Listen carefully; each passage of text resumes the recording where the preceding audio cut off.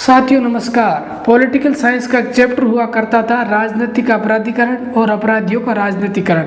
इस टॉपिक को बेहतर ढंग से समझने के लिए आपको किताब पढ़ने के बजाय यूपी के माफिया व गैंगस्टर अतीक अहमद को ही देख सकते हो, क्योंकि भारत की पॉलिटिक्स में पहले राजनीतिक अपराधीकरण होता था, अब अपराधियों का राजनीतिकरण हो रहा है। और सरल भाषा में समझे तो कोई राजनेता चुनाव लड़ने के लिए बड़े अपराधी का सहारा लेकर अपोजिशन को डरा धमकाकर वोट ले लेता था, लेकिन धीरे धीरे वही अपराधी उस राजनेता को धमकाकर खुद ब खुद चुनाव लड़ने लगता है, तो उसे अपराधियों का राजनीतिकरण कहा जाता है। और भारत में ये सब कुछ खुल्लम खुल्ला खेल हर गली नुक्कड़ मोहल्ले में चलता है, क्योंकि भारत की व्यवस्था ही ऐसी है। अगर किसी गवर्नमेंट सर्वेंट पर एक एफआईआर दर्ज होती है तो उसे सस्पेंड कर दिया जाता है, यहाँ तक कि अपॉइंटमेंट भी रोक दी जाती है। वहीं आम नागरिक पर कोई आपराधिक रिकॉर्ड है तो उसे पासपोर्ट, वीजा जैसे कई सर्विसेज बैन कर दी जाती है। लेकिन अगर कोई राजनेता पर हत्या, लूट, किडनैपिंग का आरोप है तो वो आसानी से चुनाव लड़ सकता है।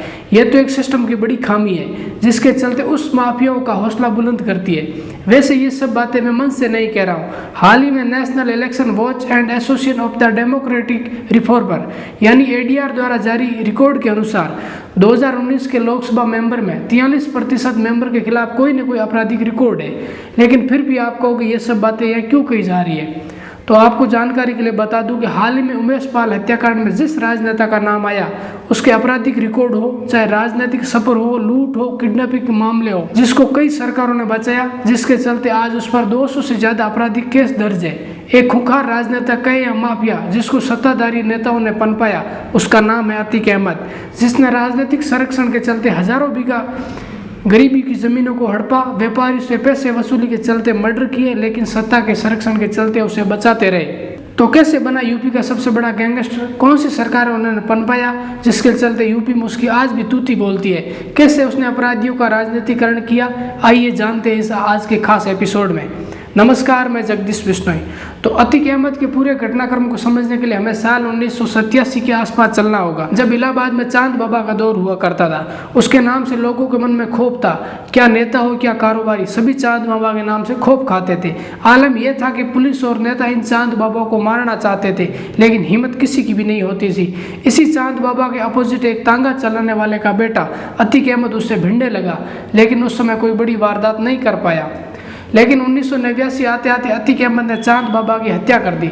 जिस चांद बाबा को पुलिस व बड़े बड़े नेता खौफ खाते थे, उसी का बेखौफ अंदाज में मर्डर कर दिया गया। तो यहीं से शुरुआत होती है अतीक अहमद की एक गैंगस्टर की काली करतूतों की कहानी, जिसने यूपी के गरीब व्यापारियों से पैसे लेकर यूपी के बहुत बड़ा साम्राज्य खड़ा करने की ठान ली। तो इस घटना से अतीक अहमद और बाहुबल हो गया। और 90 के दशक में माफियाओं का राजनीति में बड़ा रोल हुआ करता था, और अपोजिट पार्टियां के लीडर को धमकाने में काम आए या पार्टी की फंडिंग की बात हो, उस समय माफियाओं बड़ी पार्टी में दम रखते थे, आज भी रखते हैं। उसे आगे बताऊंगा, उससे पहले वापस आते अतीक अहमद के टॉपिक पर। तो साल 1989 में ही राजनीति में एंट्री करता है और इलाहाबाद पश्चिम सीट से विधायकी का चुनाव निर्दलीय जीत जाता है। कल तक गैंगस्टर मर्डर केस में पुलिस के लिए नाक में दम करने वाला अतीक अहमद अब विधायक बन चुका था। तो ये एक औपचारिक रूप से अपराधियों का राजनीतिकरण के चैप्टर से यही शुरुआत होती है, क्योंकि कोई गैंगस्टर कैसे चुनाव जीत सकता है जब तक कि सिटिंग गवर्नमेंट उसे शरण न दे। तो हुआ ही ऐसा कि एक गैंगस्टर जिसके ऊपर दर्जनों मर्डर, फिरौती, अपहरण जैसे केस हो, आगे जाकर यूपी विधानसभा में जनता की नुमाइंदगी के रूप में असेंबली में जाकर बैठ गया। तो ये दुर्भाग्य की बात है, लेकिन भारतीय राजनीति में ये अकेला नाम नहीं है। सभी का नाम लेंगे तो वीडियो बहुत लंबा हो जाएगा, लेकिन अतीक अहमद के इस जीत के बाद चांद बाबा के बढ़ते आतंक की निजात पाने के एवज में मानी गई थी, लेकिन अतीक अहमद तो चांद बाबा से भी एक कदम दूर निकल गया। तो वहीं इस जीत के चलते समाजवादी पार्टी के मुलायम सिंह यादव के विशेष निमंत्रण के चलते उसने सपा का दामन थाप लिया, लेकिन बीच में ही अपना दल से चुनाव लड़ा और जीत गया। तो अतीक अहमद लगातार 5 बार विधायकी का चुनाव जीत लेता है। वही अपनी बादशाहत कायम रखने के लिए वारदातों को अंजाम देता ही आ रहा था, और उधर समाजवादी पार्टी एक गैंगस्टर के 5 बार चुनावी जीत से खुश होकर एक समय पंडित जवाहरलाल नेहरू की फूलपुर सीट हुआ करती थी, वहीं से सांसदी का उन्हें टिकट दे देती है, और वहीं से अतीक अहमद लोकसभा चुनाव जीत जाता है और भारतीय पार्लियामेंट में जा बैठता है। तो अतीक अहमद के लिए राजनीति के सफर में सबसे बड़ा मोड़ तो तब आया जब सांसद बनने के बाद विधायकी सीट खाली हुई। उपचुनाव में उसकी जगह अपने भाई को मैदान में उतारा। वही सामने बसपा से राजूपाल मैदान में था, तो अतीक अहमद के भाई राजूपाल को टक्कर नहीं दे पाया और बसपा से राजूपाल विजय हो जाता है। लेकिन ये जीत अतीक अहमद को इतनी नागवार गुजरी कि जिसके चलते 25 जनवरी 2005 को राजूपाल के दिन दहाड़े गोली मारकर हत्या कर दी। इस हत्या में देवीपाल और संदीप यादव नाम के शख्स को भी हत्याकांड में मारे गए। तो ये हत्याकांड से सीधे तौर पर उस समय सांसद अतीक अहमद और उसके भाई अशरफ का नाम सामने आया, लेकिन सपा सरकार फिर उसे बचा लेती है। जब 2007 में मायावती की पूर्ण बहुमत वाली सरकार बनी, जब समाजवादी पार्टी को इस बात का संज्ञान था कि अतीक अहमद पर अब कार्रवाई होगी, जिसके पार्टी को बदनामी झेलनी पड़ेगी, जिसके चलते अतीक को पार्टी से फिर बाहर कर दिया गया, तो वही मायावती सरकार अतीक अहमद के खिलाफ ऑपरेशन अतीक शुरू करके और अतीक को मोस्ट वांटेड घोषित करते हुए गैंग का चार्टर तैयार किया। 1986 से लेकर 2007 तक अतीक पर 1 दर्जन से ज्यादा मामले केवल गैंगस्टर एक्ट के तहत दर्ज किए गए। उस समय अतीक पर 20,000 का इनाम घोषित किया गया, उसकी करोड़ों की संपत्ति सीज कर दी गई, बिल्डिंगें गिरा दी गई, खास प्रोजेक्ट अलीना सिटी को अवैध घोषित करते हुए ध्वस्त कर दिया गया। इस सब कार्रवाई के चलते अतीक अहमद फरार हो गया। एक सांसद जो इनामी अपराधी था उसे फरार घोषित कर पूरे देश में अलर्ट जारी कर दिया गया, लेकिन वो पकड़ में नहीं आया।